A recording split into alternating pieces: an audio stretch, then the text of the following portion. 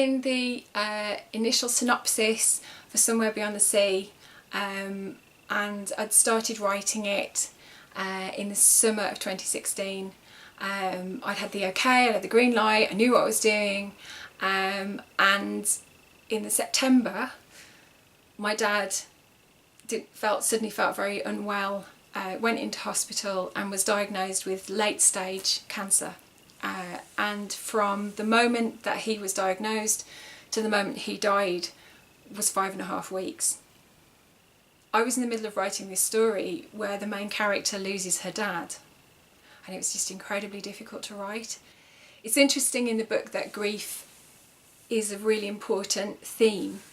Both Seren and Jack are coming at it from different points of view, and it was something that I really wanted to write about because everybody's grief is personal. It's as personal as a fingerprint. And yet we don't talk about grief, particularly when we're British. It's very awkward. We don't know what to say to people who've lost people. We don't know what to say when we've lost people. And it just becomes this awful thing that you feel you want to talk about, but you can't talk about because there isn't a vocabulary that we use. Going through grief, writing a story that has grief as one of its main themes was a very interesting situation to be in. But I think I was kind of working it out as I wrote the story. There's a central scene in the book where Jack and Seren have their first real conversation. They both find out that the other has lost someone, and they go on the harbour wall in St Ives, sit down after one of the meetings, and they talk about grief, and you see these two sides of grief. So Jack is just angry with Tash. He's angry that she died. There's a reason why he's angry that you find out in the book. I'm not going to spoil it here. But he just can't see past that anger and the fear of not being able to carry on and not being able to look after Nessie. Seren, on the other hand, everything she is doing is coming out of the fact that she's in shock that she's lost her dad and that she misses him and she doesn't want him to be forgotten. And so she has the kind of grief that people would expect someone to have, that characterises who they are. And it's narrated from Jack's point of view, and I did that on purpose, partly to step back a little bit from Seren's grief so I wasn't writing about mine, but also so that Jack could kind of see the difference between his grief and Seren's and ask that question, you know, does everybody have the one approach to grief?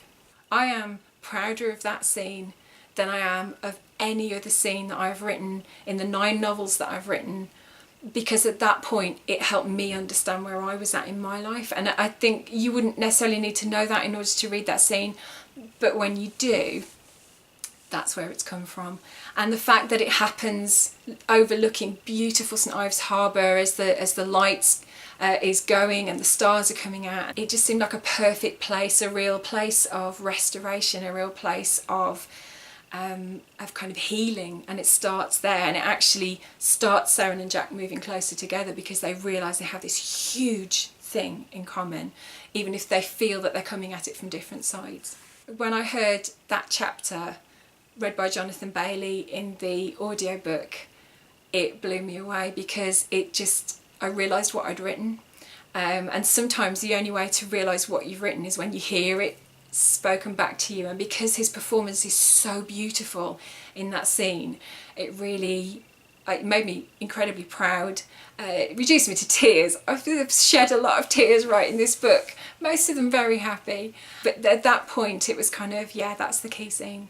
It captured where I was at, this kind of the thing between being really angry and then really poleaxed by somebody's loss. So I hope when people read the scene, if you've lost someone, I hope that it speaks to you, and I hope that you know, the story as a whole, I hope that it gives people hope and the understanding that you can grieve in the way that's right for you, and that it's okay, and that you have the right to feel. Jack says to Nessie at one point, you have the right to feel how you want to feel about this. No one has the right to tell you that you're doing it wrong. And I hope that, you know, if people take anything away from the book, I hope they take that away.